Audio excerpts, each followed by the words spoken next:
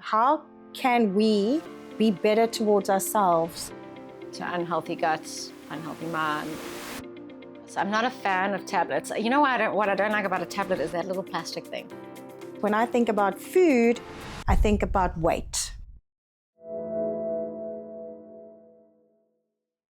Today I'm with Danielle Oldfield, a registered dietitian from Durban, South Africa, and it's not her claim to fame. However, Danielle is the registered dietitian for the Sharks rugby team, and it's a small part of her job, but it clearly makes a big impact in the team. So I want to welcome Danielle today, and we're going to be chatting about hormonal imbalance over the age of 40 and premenopause and menopause. I know you mentioned a word earlier and I said pre, and yours is? Perimenopause. Perimenopause. So we want to chat about it today because we want to help all those ladies out there that's over the age of 40 to be able to balance their hormones, their nutrition, and their well-being. So off the bat, Danielle, what do you think is one of the most important factors that we as women over the age of 40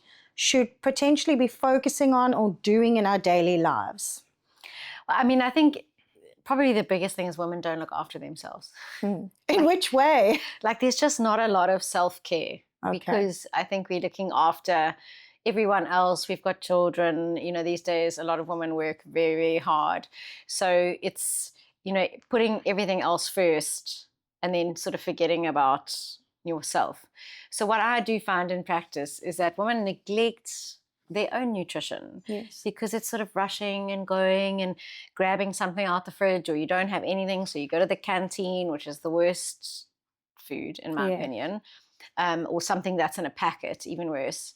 And so I think that is the main problem, is we don't prioritize our own health, and maybe we're also not even really in tune with what is going on in our bodies, so maybe you have a headache and you just like, brush it aside, pop a Panado and you carry on. But are you actually sleeping badly? Are you having constant headaches? Are you making the time to even feed yourself properly? So I think that in its entirety is that self-care is an issue. And do you think planning helps us? Because like you're saying, as a female, I just know how busy we are with children, going from one place to another. How can we be better towards ourselves when it comes to nutrition? So I do think planning, I mean, I have a calendar on my phone and it's got so many different colors. My husband's got a color, the older daughter's got a color, the other one's got a color, the hospital, where I work, it's got a color. And then I was like, what's my color? So we are good planners generally. Yes. Women are good planners. So, but I do think, when you do plan, and even I can be a bit of a culprit where I just launch into the week and I actually have no idea what I'm doing. But there are times like this last Sunday where I actually think, right, what are we having for lunch for the week? What are we having for dinner? What am I actually putting in a lunchbox? And on Sunday, I spent 2 hours making 4 different things in bulk of it.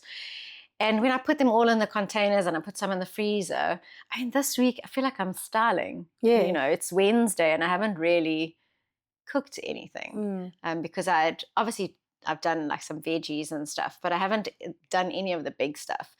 And that's incredible. If you can actually plan, then you will eat better or you will eat well, and then you'll probably feel amazing too and reach whatever goal that you've got. And for everyone that's over 40, do you have to get to a stage where you have to give up your favorite foods at this age? Or are you saying, actually, if those favorite foods are unhealthy for you prior to 40, you shouldn't actually be having them anyway? Okay, but my favorite food is like cauliflower.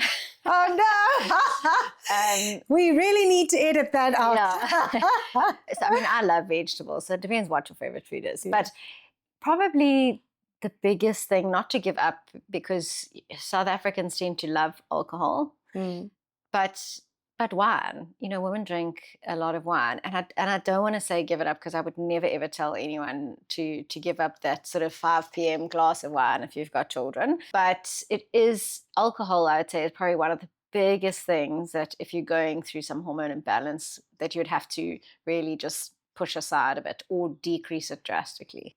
How do I know if I have an hormonal imbalance?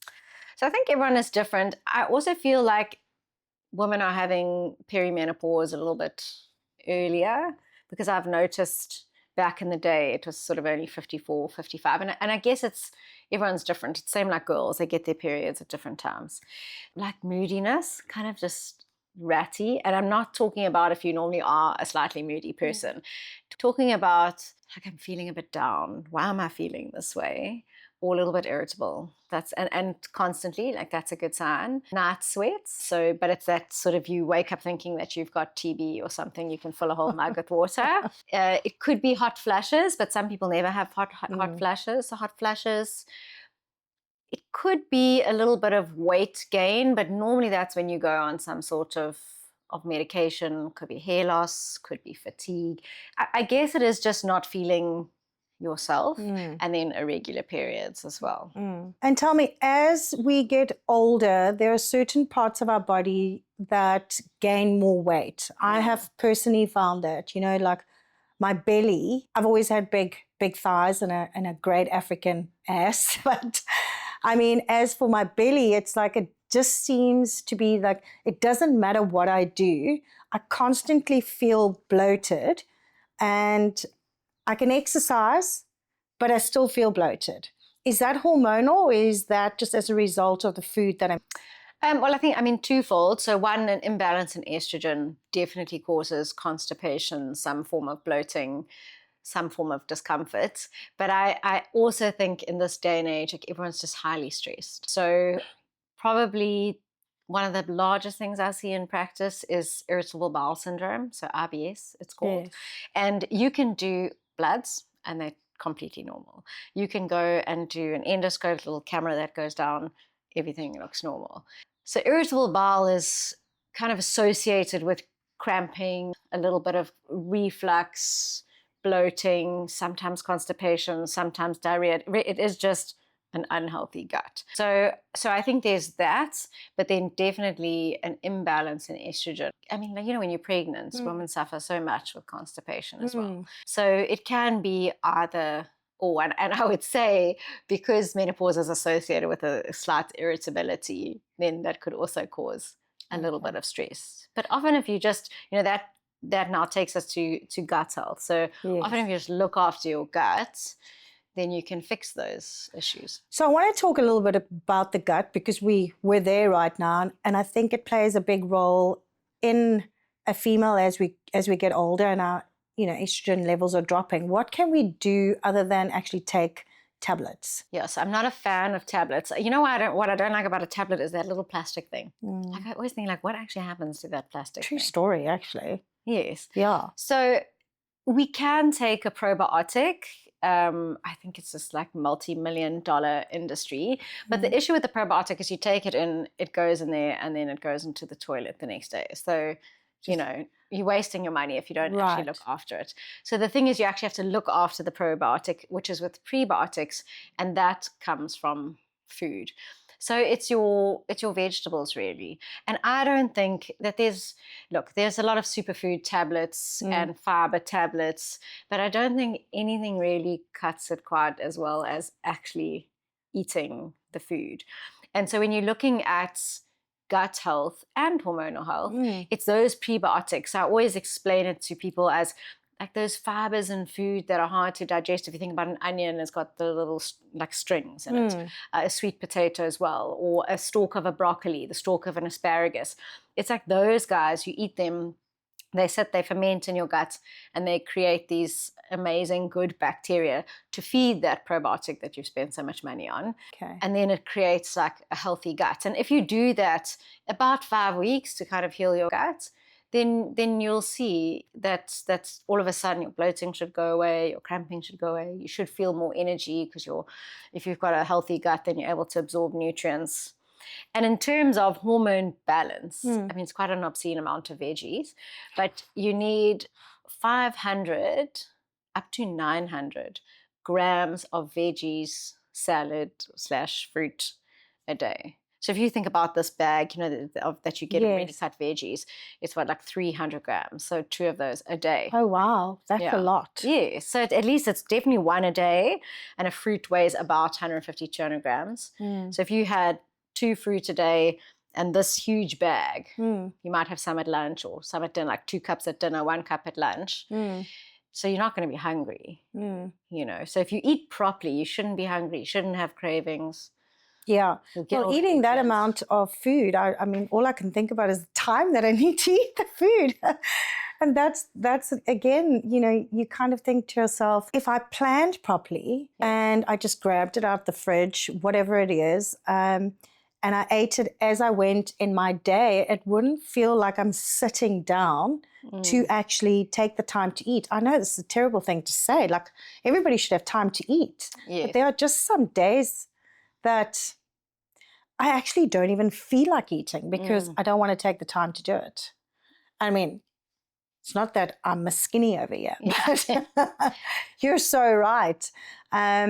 Doing the vegetables and, having the after effects of a better gut starts to make you feel better. And I think that's also good for your mental well-being. Yeah, and women are also like pretty restrictive in their eating. They think, well, the less I eat, the thinner I'll be. And we actually, in menopause, you actually need nutrients, like especially for your brain. You actually need nutrients. Like you need vitamin B, you need folate, which is vitamin B9, which comes from all the leafy greens. So, you could make it easy for yourself by maybe having a smoothie where you're chucking in, I make this delicious one. It sounds gross, but it's amazing. Like a handful of spinach, like a bit of ginger, fresh ginger, half a lemon, bit of avocado, like literally half a cucumber, stick of celery, water. Like I said, it doesn't sound amazing, but when you drink it, it tastes incredible. I think the avo makes it creamy. So now already, in that, you've easily got 200, 250 grams of veggies, and then whatever lunch and dinner you're having, you've just got to ask yourself, am I having this is about a cup. Am I having at least a cup at lunch and 2 cups at dinner? We're going to have to get that recipe. I know it sounds simple, but we're going to have to type it and share it with our listeners, if you don't mind, and maybe even a picture of that smoothie, because as much as I'm not a massive smoothie fan, that does sound like it can work, on the go. So going back to premenopause or perimenopause, as you mentioned earlier, and the hormonal imbalance, how does that affect? Do I have to make massive changes after 40? Or are you suggesting that what you're saying in terms of vegetables is just something that we need to incorporate irrespective of our age? I mean, yes, I think everyone should eat. I mean, if you don't want things like colon cancer, eating more vegetables is really, really good for you. Okay. So in terms of the fiber as well, I think there's a lot of hormones that we get from meat, chicken, not fish, and then they are in our gut. And then if they stay there, then they've got time to be reabsorbed back into our body. So then that also causes some sort of hormone imbalance. Whereas if your diet is high in fiber, aka veggies, especially the cruciferous veggies, broccoli, cauliflower, beautiful cabbage salads, if you look on the internet, there's so many beautiful salads, then that actually sends everything through the colon quickly, and with the hormones with it, out where they should belong. They don't belong in our bodies. So I think everyone should be eating or focused on eating more veggies. But what else could we do is, so protein is really important. I think people do, especially women, don't eat enough protein because for whatever reason, I think women think that eating a lot of protein makes us look like a beefcake. But that's impossible because we don't have enough testosterone. Yeah. But we do need more protein than we think, So I think for your average woman, let's say your average woman weighs about 60 kilos. You're definitely needing about minimum 80 grams of protein a day. So to put into context, 100 grams of chicken is 20 grams of protein. So I am saying you need 4 chicken fillets a day, but you don't have to eat 4 chicken fillets a day. So at dinner, you should be having like a decent portion of a protein. At lunch, you should be having some tuna or a piece of chicken or a cup of lentils. And then maybe in that smoothie, you could put like a protein are you having a snack? Could you eat a boiled egg instead of a biscuit? Yeah, and the moment people have more protein, then that also helps mood, Yes. and anxiety and stress, because our neurotransmitters are made of protein. Okay. You know, energy, you would like need energy. So Yes. people, oh my God, I'm so tired, I'm so fatigued. But if you just ate more protein, you'd be like, feel amazing. I'm a big fan of protein. I mean, in June 2022, almost 2 years ago, I went on a mission to lose weight, and I'd lost 12 kilograms from that. I'll post the picture because I think it's important to actually see the before and after, only because I didn't diet. Yes. Okay. All I did was, number one, increase my protein level, like massively, because I didn't want to do this exercise and then have like flappy skin. And obviously the protein turns, you get lean muscle, and also I felt filled up, and the fatigue was my greatest bugbear, because we have to carry on, and we're on the go constantly. So the protein wasn't just a number one thing for me. I'm not a big fruit fan. Yes. And I think some people out there are either more vegetable people or they're more fruit people. What would you suggest when it comes to things like that? I would definitely say more vegetables. I mean, fruit can tend to be a bit high in sugar. But if you're someone who's very active and you're someone who craves sugar, then rather have a fruit, because it's also got fiber. It's basically a superfood, all of them. And superfood, I mean, I don't necessarily believe in superfood. It's just got a lot of vitamins. But I think either or. If you've got a sweet tooth, a fruit is great. But veggies, I think, have a lot more micronutrients in them. And if you're eating, like you say, now you felt very full, because protein takes a long time to digest. So if you've got a good portion of protein and nice amount of veggies, so now you're not starving. You feel amazing. You've got energy. You're building muscle. You're not opening the fridge looking for something because you've eaten like 2 crackers with cottage cheese, Yes. So why do you think, this idea has just come to me, we feel absolutely amazing when we eat well?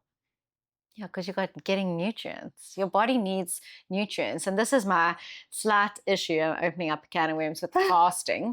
I love the idea of intermittent fasting, but I don't believe it's that good for highly stressed, busy people, because your brain needs nutrients. We need energy.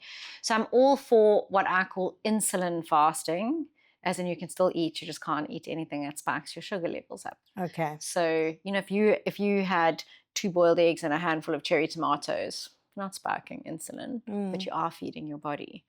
And it's almost impossible. Some people only eat once a day. It's almost impossible to fuel muscle growth if you're only eating once a day. So I think it's important, just to eat. Yes. Nutritious whole foods, nothing in a packet. And I think that's also, not really only for hormonal health, just for health. I mean, if you have to pick up, say brands here, but like mini cheddars, and I say mini cheddars because kids are obsessed with mini cheddars. If you had to pick up a packet of mini cheddars and actually read what's on the back, you'd probably have a heart attack. But it's the same for anything. And I think we're just putting all of those preservatives and toxins into our food. It's no wonder people are fatigued. They've got crazy eczema, asthma, because all of those things. And also when you get to the age of 40, well, I mean, I know a lot of younger women are also, taking care of their skin. One of the things I noticed when I went through that period of time was how much better my skin was. And I didn't do it for my skin. Yes. I think that's just your gut. So because your gut is kind of, or your skin, I should say, is rather a reflection of your gut. Okay. So unhealthy guts, unhealthy mind, unhealthy skin. Yes. And I think, so if you think about teenage girls, they generally eat crap. Yeah. They do. Yeah, Eats a lot of sweets and stuff. So, I mean, my daughter, she eats really well, and she's got beautiful skin. And I do attribute it to the fact that she absolutely loves vegetables, and her lunchbox to be colorful and almonds and things like that, compared to a friend of hers who's got chocolates in her lunchbox. He's got, Yeah, it's so important that what we put out inside of ourselves, we know that it's actually projected outwardly.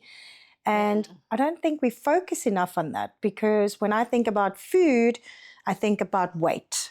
Yes. I don't think about, hey, how is this going to feed my brain? How is it going to feed my moods? What does it mean to me from a longevity point of view and my skin? And it's just a matter of filling myself on the inside so that everything outwardly, externally, is rewarded by it. Yeah, I think like dietitians are evil people, because everyone thinks, you're going to go on a diet. I know. I'm a dietitian. Yeah. Which is why the Sharks don't call me a dietitian. They call me a sports performance nutritionist. Oh, I see. Because it's like got a better sort of ring to it for the psyche of the players. Yes. Actually, it's true though, isn't it? Because we do attach ourselves to certain labels. What would you suggest in terms of nutrients and supplements for women over the age of 40 if they're just not able to consistently eat as much vegetables and protein and fruit as they need to? I'm not a fan of supplements. Sorry, I asked the question. Yeah.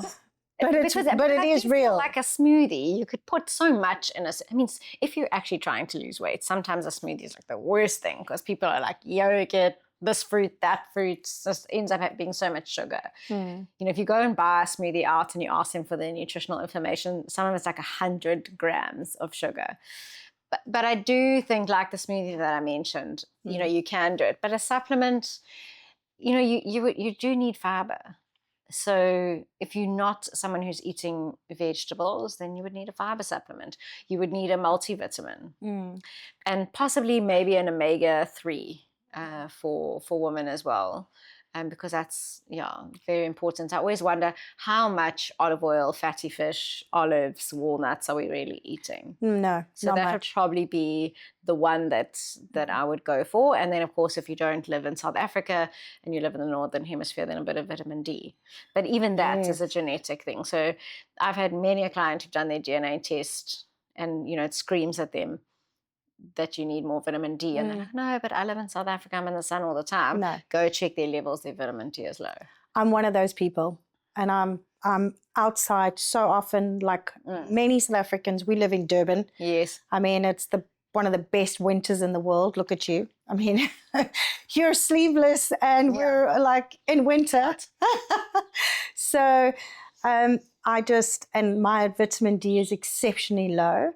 And if you actually look into the effects of having low vitamin D, once you can figure out how to increase that, sometimes the only way is a supplement, because, I mean, how long can you sit in the sun for, right? Yeah, well, actually, so genetically, there's something called the VDR gene.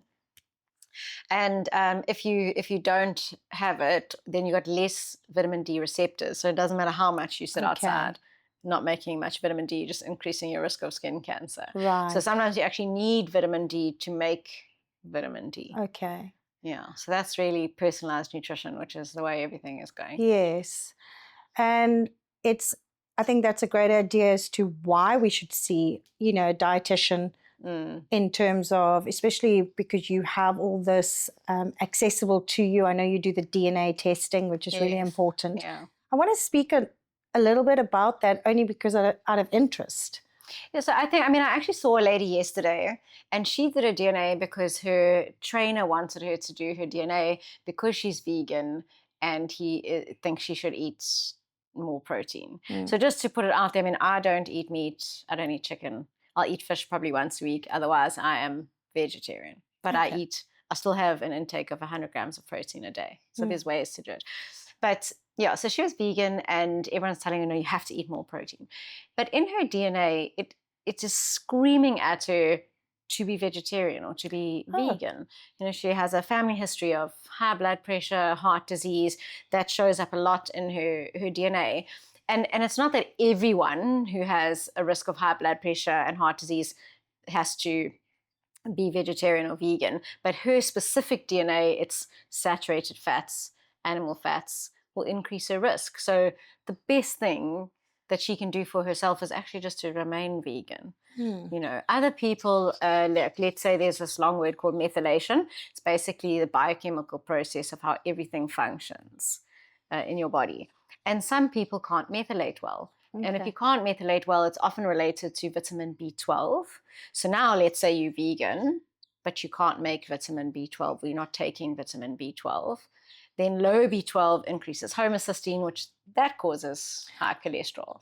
So there's the DNA testing is incredible because that's, like I say, it's personalized nutrition. It's not like, oh, well, I have high cholesterol, remove animal fat. No, actually you can maybe eat your meat, but you need a vitamin supplement, or maybe need to drop the alcohol because that's messing up your methylation cycle. And it's fascinating. It's very fascinating. If I had to come to you for a DNA testing, what does that entail? So I don't do the DNA test, obviously a lab. So if you want to do it, you can choose your lab, but I generally recommend the lab that I use, just because their reporting structure is very easy for someone to understand. There's not a lot of, I call it the traffic light system. So you would buy the kit arrives, you do it at home, and it's just a simple cheek swab. So minutes on each side. You send it off to the lab, or the courier comes, collects it, takes it to the lab, and it sits there for about 3 weeks. And then I get a report with like lots of data, which I then interpret. That's super interesting. Yeah, I think it's definitely the way the world is going. Yes. You know, it is an expensive test. But then I always say, but it's once off. You know, people will go and pay quite a lot to check their insulin, their cholesterol, their iron. But I mean, that's now, like a point in time. So if you check your cholesterol today, when you check it next month, it's different. So your DNA is a forever test. Okay. You know, so it is really, really cool to look at it. Like, let's say my DNA, I can expect to see some family history there.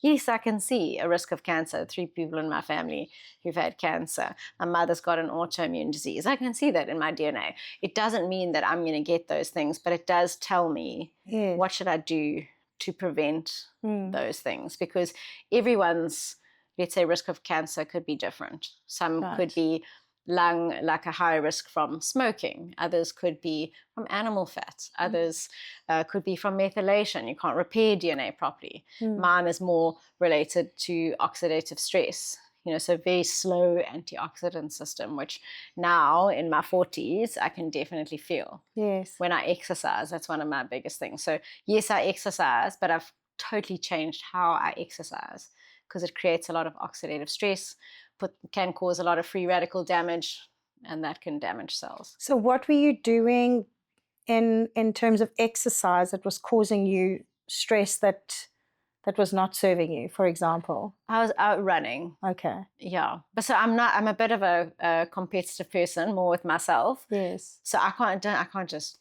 jog. Okay. You know, I've got to run a half marathon, and I've got to do it at a specific time. I don't want to very casual run. And I just found with running, I was permanently injured. Like, my body was permanently sore. Actually wasn't happy. So I've changed that. And in my DNA, it also tells me I'm not actually really that good at endurance. I mean, I can do it. You can obviously train to do anything, but I'm better suited to power. And that's what I do. I now do 30 minutes. You know, it's high intensity, but it's not like that slogging it. Like, running is like very labor intensive. So I do weights. If I do cardio, it's actually quite short, and I sleep well, not sore, haven't been injured since I stopped running. And your DNA tells you this? Yes. Oh wow, I'm a power athlete. That's incredible. I also want to be a power athlete. No, I enjoy running sometimes, but yes, it's, like you're saying, your DNA will tell you what's good for you and what's not good for you. Or how you respond. Yes. So I think it's great to know, like, actually, you don't have to slog it out for 15 kilometers or an hour and a half. You respond much better to short, sharp, quick, go a little bit high intensity. And that's amazing. That is amazing. I'm so excited by learning this today, and I hope that some of the listeners also, because you're making me think about, I'll go for a mammogram, or, as females, we go for pap smears because we're wanting information to tell us whether we're at the risk of cancer, for example. Yeah. Yet the DNA testing tells us that, and potentially so much more, so that we can not just do something once a year, we can do something daily to help ourselves. Yeah. I mean, even like, so hormone balance, you know, there is a pathway hormone balance. So is it that actually you need to monitor your estrogen levels because maybe you break it down slowly? So hormone replacement therapy is not for you. Being on the pill is not for you. Where are you actually getting your meat and chicken from? Is it pumped full of hormones and steroids? So is it that? Or is it, again, like more like mine, which has really got to do with the liver, like supporting the liver and detoxification in the liver? And that comes back to the cruciferous veggies and a high fiber diet.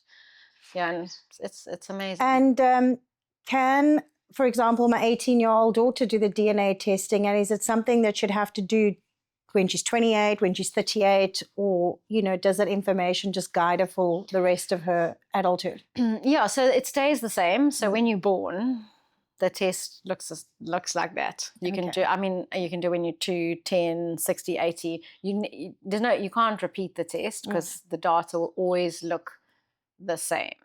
The only thing I would say is that, you know, technology and science is amazing. Yes. So I feel like one day we're going to stand in the box and they're going to point something at us and we're going to know everything. Yes. Yeah. So, you know, we only know what we know in terms of DNA for now. But I mean, I think it's absolutely incredible if you are in your 20s or early 30s and you do your DNA test, then you can kind of put in the habits and change your lifestyle.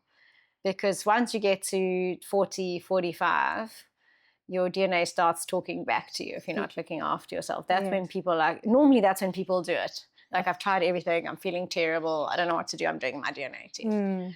You know, and it's never ever something that you don't know. So let's say inflammation. It doesn't mean that you have inflammation if it flags you high risk. It just means that it's harder for you to manage inflammation if you do these things. So it's not like diagnostic.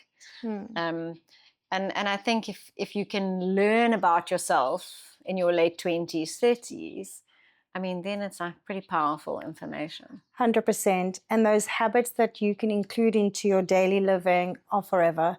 You know, what did they say? Prevention is better than cure, right? Yeah, and it's not also like I say, not shocking information. People don't go, oh my goodness, that sounds like ridiculous. Yes. Because they'll go, oh, my father had this, or my grandmother had that, or even when you talk about there's a pathway in mood and behavior. Not that I ever call anyone crazy, but you know, it also delves into all of those genes. So you can ask someone, like, do you battle with low mood? They almost always say yes. Yeah, that sounds like me. But sometimes it's not. Sometimes it actually is a higher risk of schizophrenia, bipolar, whatever. It doesn't mean you have that. But sometimes it's really just like, actually your mood and behavior pathway is normal. Maybe you're feeling a little bit low because you can't really make folate, and folate is really good for your brain. Wow. I just think all this information is super, super helpful. I know that you, from time to time, run, you know, some recharge. What do you call it? A reset. Reset. Call it reset. Yes.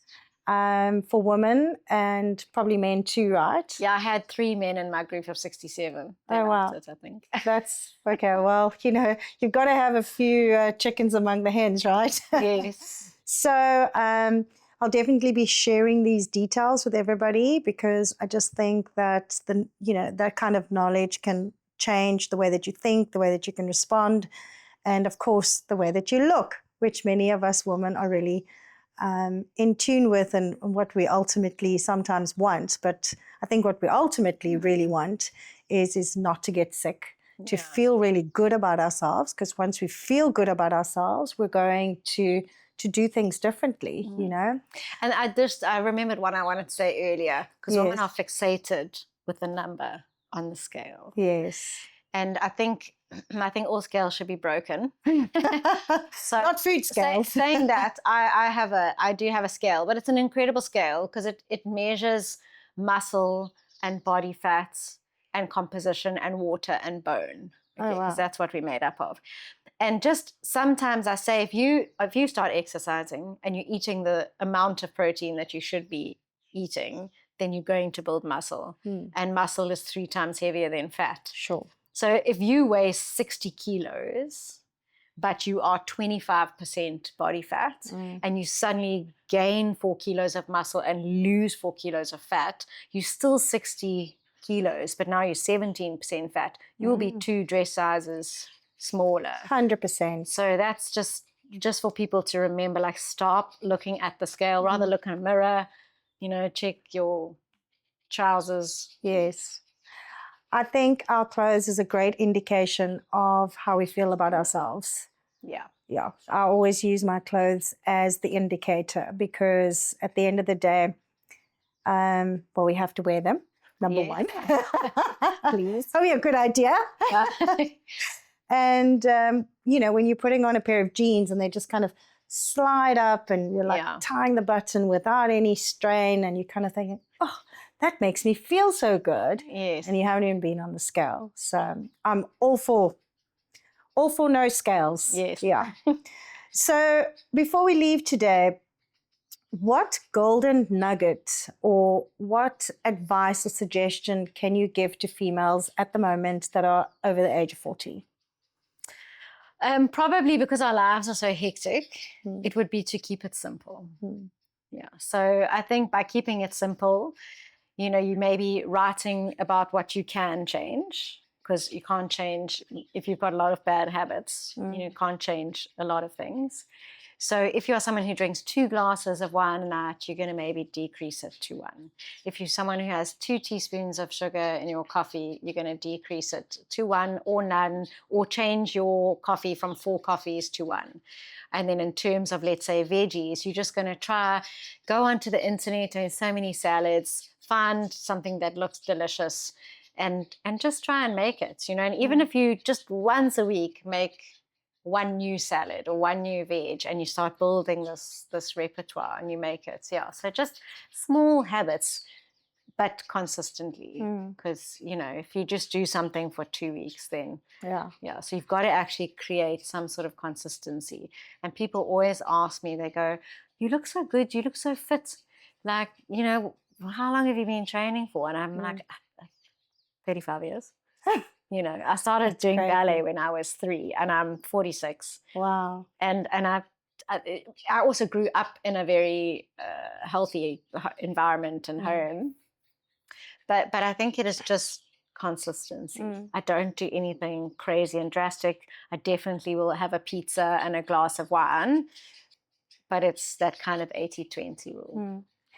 I think your advice is really great especially for women out there that want to start something. I know that I gave up exercise, having done exercise my whole life. I gave up exercise for about 5-6 years. Sure. And to restart something, it feels like it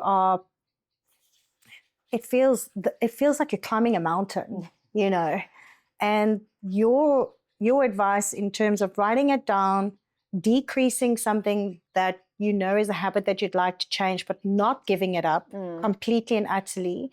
Those small tasks that you are attending to are achievable. And even exercise. I mean, you could, on your veranda, buy a skipping rope, and literally you could put on 3 songs, skip for 10 minutes a day.